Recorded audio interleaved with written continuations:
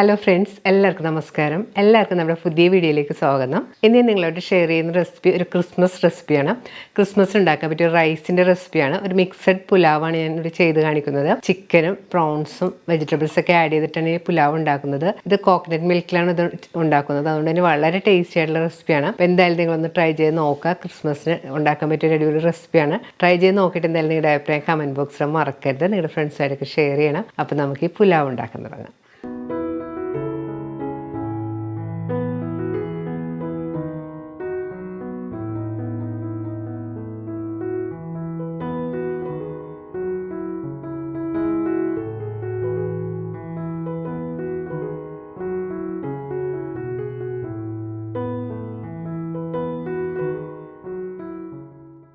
പുലാവ് ഉണ്ടാക്കാനായിട്ട് 2 കപ്പ് ജീരകശാല അരി നല്ലതുപോലെ കഴുകിയെടുത്തതിന് ശേഷം മുങ്ങാൻ പാകത്തിന് വെള്ളമൊഴിച്ച് 10 മിനിറ്റ് കുതിർത്ത് വെക്കണം.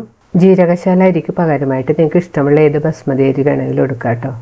10 മിനിറ്റിന് ശേഷം അരിയിലുള്ള വെള്ളമെല്ലാം കളഞ്ഞ് ഒരു സ്ട്രെയിനറിലിട്ട് വെള്ളം പോകാനായിട്ട് മാറ്റി വെക്കണം.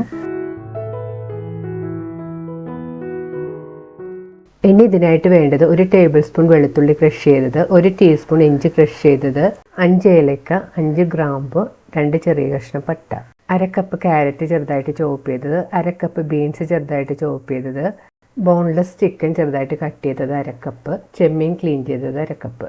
പുലാവ് ഉണ്ടാക്കാനായിട്ട് ഞാനിവിടെ ഒരു പാൻ ചൂടാക്കാൻ വെച്ചിട്ടുണ്ട്. പാൻ ചൂടാകുമ്പോഴേക്ക് 4 ടേബിൾ സ്പൂൺ ഓയിൽ ഒഴിച്ചു കൊടുക്കാം. ഞാനിവിടെ ഉപയോഗിച്ചിരിക്കുന്നത് സൺഫ്ലവർ ഓയിലാണ്. നിങ്ങൾക്ക് ഇഷ്ടമുള്ള ഏത് ഓയിൽ വേണമെങ്കിലും ഉപയോഗിക്കാം. വെളിച്ചെണ്ണയായാലും ഈ പുലാവ് ടേസ്റ്റാണ്. ഓയിൽ ചൂടായി വരുമ്പോഴേക്ക് 2 ചെറിയ കഷ്ണം പട്ട, 5 ഗ്രാമ്പ്, 5 ഏലക്ക, 1/2 ടീസ്പൂൺ കുരുമുളകും കൂടി ചേർത്ത് കൊടുക്കണം.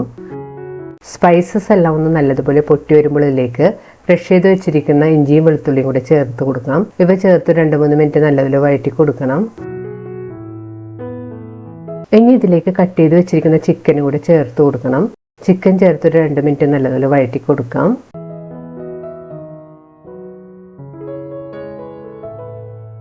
ചിക്കൻ ചേർത്ത് 2-3 മിനിറ്റ് നല്ലതുപോലെ വഴറ്റിയതിന് ശേഷം ഇതിലേക്ക് ക്ലീൻ ചെയ്ത് വെച്ചിരിക്കുന്ന പ്രോൺസും കൂടെ ചേർത്ത് കൊടുക്കാം. ചെമ്മീൻ ചേർത്ത് കഴിഞ്ഞ് വീണ്ടും 2-3 മിനിറ്റ് നല്ലതുപോലെ വഴറ്റി കൊടുക്കണം. ഇതിലേക്ക് 1/2 ടീസ്പൂൺ ഉപ്പുപൊടിയും കൂടി ചേർത്ത് കൊടുക്കണം. ഉപ്പുപൊടി ചേർത്ത് വീണ്ടും നല്ലതുപോലെ വഴറ്റി കൊടുക്കാം. പ്രോൺസും ചിക്കനും എല്ലാം ചേർത്ത് 3-4 മിനിറ്റ് നല്ലതുപോലെ വഴറ്റിയതിന് ശേഷം ഇതിലേക്ക് കട്ട് ചെയ്ത് വെച്ചിരിക്കുന്ന ബീൻസ്, ക്യാരറ്റ്, ഇതിലേക്ക് 1/2 കപ്പ് ഫ്രോസൺ ഗ്രീൻ പീസും കൂടെ ഞാൻ ചേർത്ത് കൊടുത്തിട്ടുണ്ട്. കൂടെ 1/2 കപ്പ് കോളിഫ്ലവർ ഒന്ന് ചൂടുവെള്ളത്തിലിട്ട് ക്ലീൻ ചെയ്തെടുത്തതിന് ശേഷം ചെറിയ കഷ്ണങ്ങളായിട്ട് അടർത്തിയെടുത്തത് കൂടെ ചേർത്ത് കൊടുക്കുന്നുണ്ട്.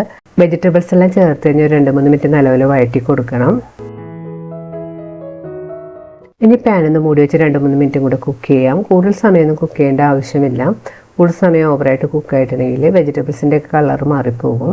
2-3 മിനിറ്റ് കഴിയുമ്പോൾ പാൻ്റെ മൂടി മാറ്റിയിട്ട് ഇതിലേക്ക് 1/2 ടീസ്പൂൺ കുരുമുളക് പൊടി കൂടി ചേർത്ത് കൊടുക്കുന്നുണ്ട്. കുരുമുളക് പൊടി ചേർത്ത് വീണ്ടും നല്ലപോലെ മിക്സ് ചെയ്ത് യോജിപ്പിക്കാം.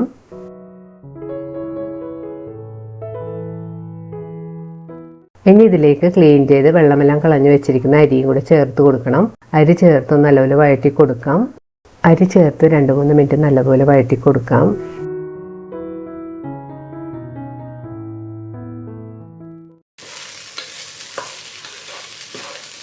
അരി ചേർത്ത് 2-3 മിനിറ്റ് വഴറ്റി കഴിയുമ്പോഴത്തേക്ക് അരിയെല്ലാം ചെറുതായിട്ട് പൊട്ടി വരാൻ തുടങ്ങിയിട്ടുണ്ട്. ഇനി ഇതിലേക്ക് തേങ്ങാപ്പാലാണ് നമ്മൾ ചേർത്ത് കൊടുക്കുന്നത്. തേങ്ങാപ്പാൽ ഞാനിവിടെ എടുത്തിരിക്കുന്നത് 2 കപ്പ് അരിയാണ് നമ്മൾ എടുത്തിരിക്കുന്നത്. അതിന് 4.5 കപ്പ് തേങ്ങാപ്പാൽ ചേർത്ത് കൊടുക്കുന്നുണ്ട്. ഞാൻ 2 കപ്പ് തേങ്ങ 1 കപ്പ് വെള്ളം ഒഴിച്ച് മിക്സിയിലിട്ട് നല്ലതുപോലെ അടിച്ചെടുത്തതിന് ശേഷം കുറച്ച് വെള്ളവും കൂടി ചേർത്ത് പിഴിഞ്ഞെടുത്തതാണിത്. 4.5 കപ്പ് തേങ്ങാപ്പാലുണ്ട്. അത് ഇതിലേക്ക് ഒഴിച്ചു കൊടുക്കാം. തേങ്ങാപ്പാൽ ചേർത്ത് നല്ലപോലെ മിക്സ് ചെയ്ത് കൊടുക്കണം.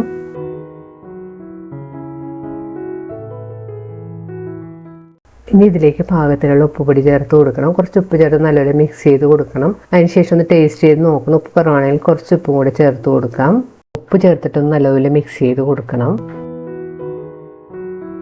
തേങ്ങാപ്പാലെല്ലാം ചേർത്ത് കഴിഞ്ഞ് ഇപ്പോൾ നല്ലപോലെ തിളക്കാൻ തുടങ്ങിയിട്ടുണ്ട്. ഇനി സ്റ്റവ് ഒരു മീഡിയം ഫ്ലെയിമിലേക്ക് വെച്ച് പാനൊന്ന് മൂടി വെച്ച് കുക്ക് ചെയ്യണം. ഇടയ്ക്ക് പാൻ്റെ മൂടി മാറ്റിയിട്ട് നല്ലപോലെ മിക്സ് ചെയ്ത് കൊടുക്കണം. മൂടി വെച്ച് കുക്ക് ചെയ്യാൻ തുടങ്ങിയിട്ട് 6-7 മിനിറ്റ് എല്ലാം കഴിഞ്ഞിട്ടുണ്ട്. ഇനി പാൻ്റെ മൂടി മാറ്റി നോക്കാം. ഇപ്പോൾ പുലാവിലുള്ള വെള്ളമെല്ലാം വറ്റി നല്ല ഡ്രൈ ആയി തുടങ്ങിയിട്ടുണ്ട്. ഒന്ന് നല്ലപോലെ മിക്സ് ചെയ്ത് കൊടുക്കാം.